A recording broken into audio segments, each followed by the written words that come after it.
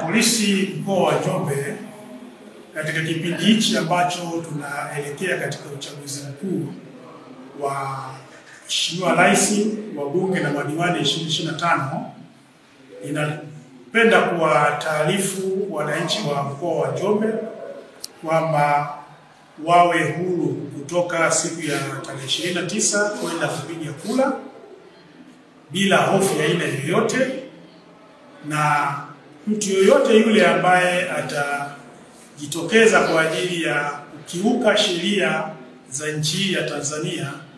Jeshi la Polisi tumejipanga vizuri kuhakikisha kwamba hakuna atakaye vuruga amani siku ya tarehe 29 na kuendelea, au kabla ya tarehe 29 hakuna atakaye vuruga amani. Lakini nitoe tu onyo kwa wale ambao wanapita mitandaoni na kutoa matamshi ambayo yanahatarisha amani, kwamba Jeshi la Polisi mkoa wa Njombe tunaendelea na patrol katika mitandao, na yoyote atakayebainika basi atatiwa nguvuni na kufikishwa katika mikono ya sheria. Kwa ni waase wazazi pamoja na walezi wa vijana wakae na vijana kuwaelimisha juu ya madhara ambayo yatajitokeza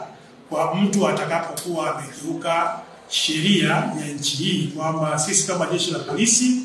tutamkamata na kumfikisha katika vyombo vya sheria.